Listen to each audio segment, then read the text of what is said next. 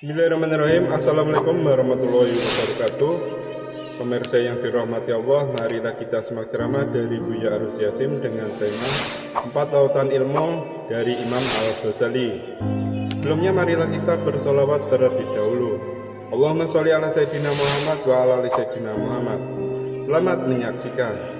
Dunia spiritual, spirit, kita bagi Imam Ghazali dulu kasih 4 kosakata. Kosakata ini dia temukan setelah dia mencari lebih dari 40 tahun. Kita nggak usah mengulang yang dia alami. Pertama, jasad, jismiyah. 2, nafsiyah. 3, qalbiyah. 4, ruhiyah. Lalu dia terjemahkan dan dia persempit lagi, dia bagi-bagi lagi. Itu ada dalam kitab, silakan dicari, Al-Munqiz Minad Dhalal. Al-Munqiz Minad Dhalal isinya adalah epistemologi kemajuan rohani. Jadi dia titipkan 1 jilid kitab yang menjadi mesin kitab Ihya. Ihya itu ngambil yang terakhir. Ternyata Ghazali nulis hampir semua bab. Pertama, bab teologi. Jadi dia seorang ahli kalam, dia berdebat tentang isbatul wujud, sifatul wujud. Apakah Allah ada? Jika Allah ada, apa buktinya? Perdebatan ini hampir sama dengan filsafat. Bedanya, filsafat hanya sampai kepada isbat al-wujud. Menetapkan Allah itu wujud. Tapi tidak sampai kepada isbat nubuwat, kenabian. Jadi filosof sama teolog, beda tipis. Nah, kitab Imam Ghazali tentang teolog itu yang berjudul Al-Iqtisad. Ada yang bedah di sini. Harus ada nanti yang bedah di sini.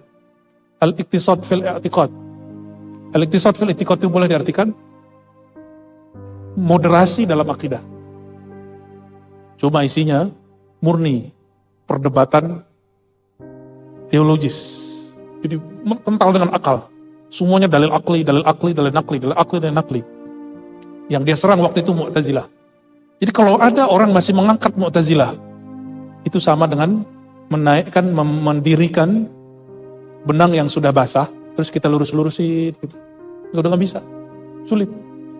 Karena mereka cahayanya sudah padam. Jangan mundur lagi, harus maju terus. Jika Ahlus Sunnah yang sekarang belum bisa majukan, mesti ada nextnya Ahlus Sunnah. Jangan mundur ke Mu'tazilah, mundur lagi kita nanti. Itu hasil bacaannya. Maka dia kemudian setelah menjadi seorang teolog, nulis Al-Iqtisad, nulis beberapa kitab-kitab falsafah, kemudian dia terjun ke dunia filsafah secara teoritis dan praktis. Ini coba perhatikan, adakah yang seperti dia? Baca kitab filsafat setahun, khatam. Semua buku filsafat yang ada di zaman dia, mulai dari zaman Aflatun, Plato, Socrates, Plato, Aristoteles, Al-Farabi, Ibnu Sina, semua dia lahap. Loh kok dia bisa baca buku Plato, Aristo?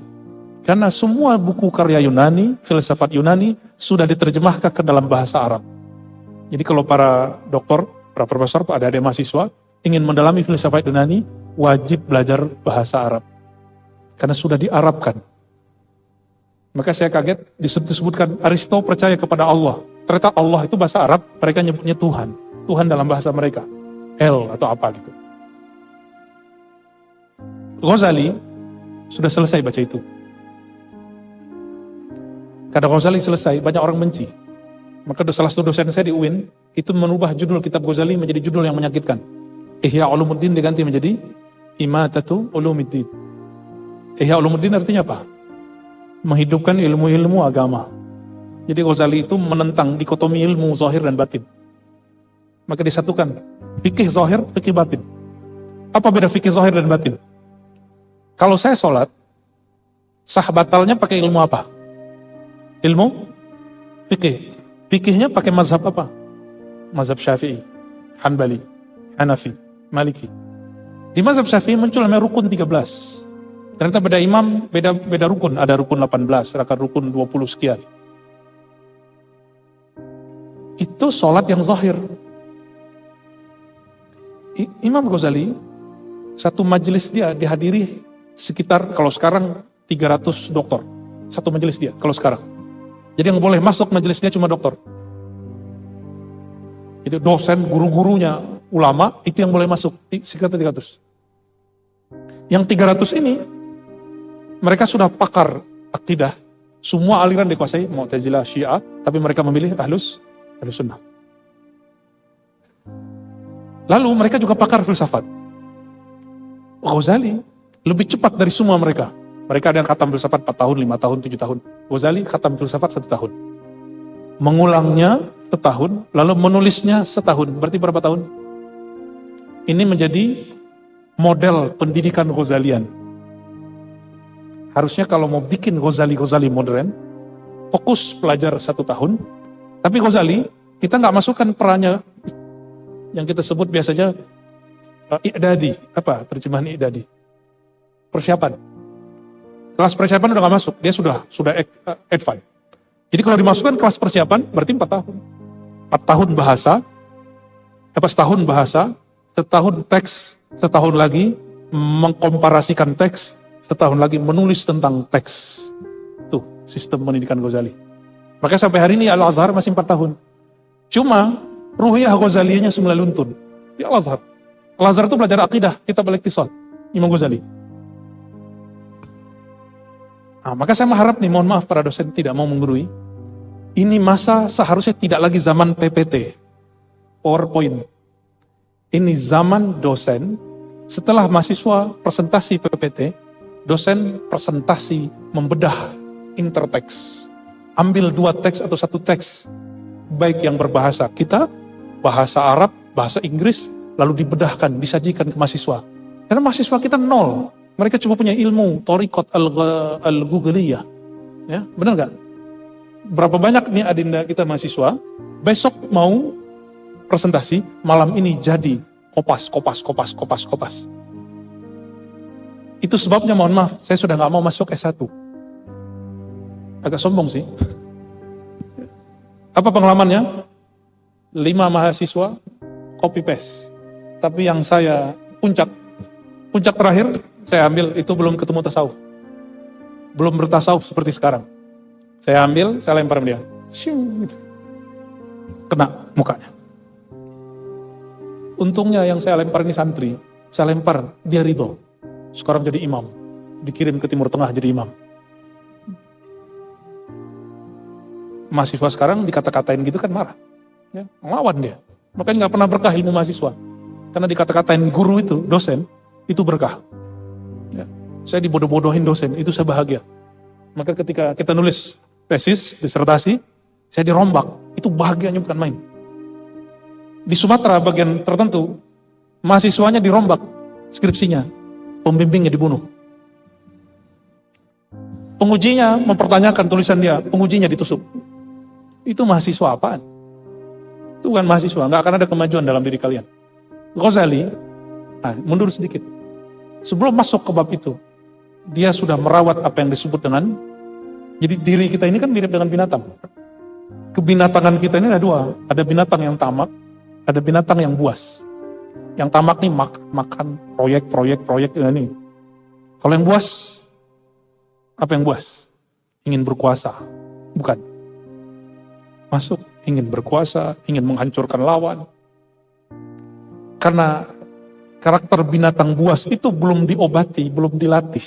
Anjing dilatih, jadi benar. Tubuh ini nggak dilatih, nggak benar. Lebih parah dari anjing. Lebih parah dari semua binatang yang ada. Mengerikan bahasa Quran. Ulaika kal an'am balhum adal. Balhum adal itu lebih sesat dari binatang ternak yang sukanya hobinya makan, yang tamak. Lebih sesat berarti emosionalnya nggak terkendali. Ghazali ngurusin orang itu. Maka diturunin kitab-kitab Ihya Ulumuddin. Nah, kembali ke sini. Ghazali baca filsafat setahun, komparasi teks setahun, nulis setahun. Kalau digabung dengan peranya, 4 tahun. Peranya Ghazali apa? Ghazali menguasai semua ilmu mantik. Di sini nggak ada jurusan filsafat, Prof. Ada. Itu saya berharap sekali, mahasiswa menguasai ilmu logika mantik Islam. Yang sering muncul di TV, ahli logika siapa? Rocky Gerung. Itu filsafat ala UI. Kapan filsafat ala UI negeri muncul? Atau IAIN muncul? Filsafat logika yang terstruktur. Masa kayak Rocky dilawan pakai pusar mulut? Enggak nyambung. Yang lawan Rocky itu cuma bisa 2 orang. Praktisi yang ngerti logika politik praktis. Yang kedua, ahli logika mantik yang murni. Itu bisa minimal sepadan sama dia. Kalau enggak, debat kusir, enggak enak lihatnya. Dia aja yang menguasai panggung itu. Ya, benar enggak? Saya yakin kalau Pak dosen masuk sana, keteteran juga itu. Ya. Karena lupa semua dengan mantik. Belajar mantik itu, Bapak Ibu, itu asiknya bukan main. Kalau praktis, bukan hafalan. Jadi jangan mohon maaf, Pak dosen, kalau nggak ngerti mantik, bilang, saya nggak ngerti mantik, jangan kasih saya. Mantik itu, ilmu logika, mesti dikasih ke orang yang mengerti filsafat. Karena mantiklah yang merumitkan filsafat, mantiklah yang memudahkan filsafat. Yuridullah bikumul yusra. Nah, Allah menginginkan kemudahan, bukan usra. Kemudahan dalam berpikir, gramatikalnya mantik. Jadi mohon maaf, kegagalan semua pemikir Islam hari ini, di belahan dunia manapun, itu kegagalan mantikiyah. Dan tepuk tanganlah mereka, muncul ulama yang mengharamkan mantik. Dan lain, Ibnu Taimiyah mengharamkan mantik, dia buat mantik baru. Dia menawarkan mantik baru. Sekarang yang ikut Ibnu Taimiyah, mantik baru Ibnu Taimiyah dia nggak paham. Mantik baru Ibnu Taimiyah melahirkan sama dengan Rusdian, materialisme barat. Jadi yang kita lihat Rusdian, Taimiyah, inilah yang melahirkan materialisme barat. Filsafat materialisme itu dari sana semua. Karena pemikiran dia masuk. Kita lupa Ibnu Taimiyah ini, dia dari kampung negeri namanya Harran. Harran itu adalah tempat transit filosof Greek Yunani yang melarikan diri ketika diserang oleh pemerintahan-pemerintahan yang berteologi tertentu. Ya. Gimana? Kepalanya nggak panas kan? Mahasiswa? Kalau dosen-dosen udah biasa ya. Ghazali, sebelum dia masuk ke filsafat, dia jago mantik. Dan yang kedua, dia jago ilmu kalam. Bisa nggak kira-kira satu semester itu mantik, semester berikut kalam? Bisa nggak? Tapi sulit ya. Karena ngikutin ini, akreditasi. Jadi nomenklatur mata kuliahnya harus menyesuaikan di sana. Sayang, yang buat di sana nggak mengerti Ghazalian. Oke, kamu anti Ghazali. Kita main di Rusdian. Sama. Rusdian itu Ghazali dalam wajah yang lain. Karena dia seorang menjadi Rusdi, karena dia ketemu buku-buku Ghazali. Jadi bagi saya, separuh Ghazali, keliaran Ghazali itulah jadi Ibn Rushd. Kita kan sering bentur-benturin dia. Bagi saya tidak, Ibn Rushd itu sisi nakalnya Ghazali itu. Tapi nakal yang indah. Ya. Maka jadilah tahafud. Ghazali nulis tahafud falasifah. Dia nulis tahafud. Kalau dia tidak mendalami pikiran Ghazali, dia gak bisa menghajar Ghazali. Untungnya mereka tidak sezaman. Kalau sezaman, takutnya Ibn Rushd kembali lagi jadi Ghazali yang ada. Ya, nanti jadi tahafud 3 kali dah. Ya. Saya ketemu teman-teman saya orang Syiah. Apa kata dia? Kami di Tehran, di Qom, dan tempat-tempat suci kami, mereka ngomong gitu. Baru mengajarkan filsafat setelah mengajarkan 2 pokok ini. Mantik, ilmu kalam. Kita ahlu sunnah, ilmu kalam ahlu sunnah. Jadi kenapa ada anak UIN dulu, takbir anjing hu akbar, masih ingat ya? Tahun kapan itu? Wah, anak baru ini udah gak tahu. Di Bandung anjing hu akbar. Di Jogja juga ada dosen nginjak mushaf, gagal berfilsafat. Kegagalan itu karena mereka menyentuh wilayah filsafat, tapi mantik tidak kuat. Terus akidah tidak matang. Akhirnya kalau ada orang UIN, orang IAIN debat dengan lulusan Tehran, kalah. Lulusan Qom, kalah. Akhirnya kagum, wow keren. Kemajuan Islam sekarang ada di Syiah. Ente aja nggak paham Sunni. Kalau paham Sunni kan nggak begitu. Kita nggak usah melebih-lebihkan kelompok. Kemajuan itu masalah sama kita belajar kungfu dan silat. Tidak ada silat dan kungfu yang hebat. Yang ada adalah pemainnya. Maka bagi saya bukan Sunni atau Syiah yang maju. Yang masalahnya orangnya. Setelah Ghazali berfilsafat, dia bosan. Ternyata ada orang bosan berfilsafat. Habis itu dia terjun kepada falsafah batiniyah. Ternyata itu imamnya adalah Ibnu Sina. Ibnu Sina, di akhir hayatnya dia menjadi orang-orang yang ilahiyun. Senang ngomong Tuhan, tapi tidak menjalur jalur sufi. Maka dia tulis kitab Asy-Syifa. Syifa itu obat. Bagi dia obat manusia yang pertama, bukan obat fisik. Obat pertama, dia menyadari dirinya bertuhan. Apa kata dia?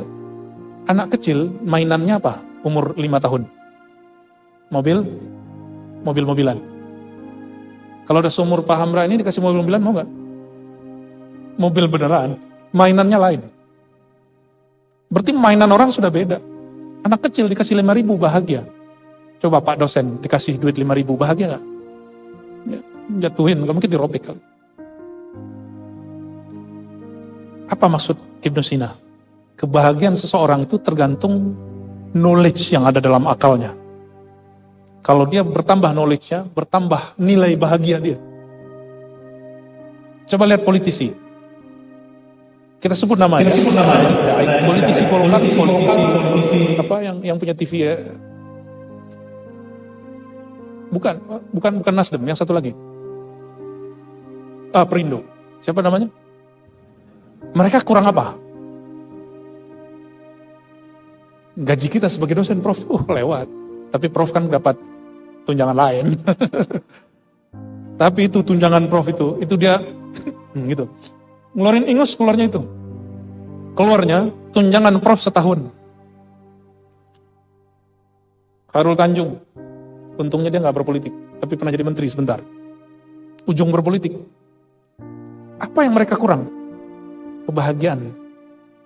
Kebahagiaan rasio dia belum sampai. Saya udah punya duit, saya udah punya istri, udah punya perusahaan, udah punya TV, udah punya. Apalagi? Saya belum punya kekuasaan. Oh, mainan lagi. Itu mainan semua. Kalau dulu anak-anak kecil suka bilang, ini wilayah gua. Jadi preman dikit, jadi ketua geng. Lu datang sini lapor dulu sama gua, ketua geng. Itu mainan. Ketika dia udah jadi besar, mainannya lain. Mainannya kekuasaan. Tapi ada orang di belakang itu, dia gak mau terjun. Dia mainnya jadi tukang main catur. Gak mau jadi bidak catur. Ada yang plus, dia pemain, dia bidak caturnya. Tergantung. Kata Ibnu Sina, tergantung kebahagiaannya.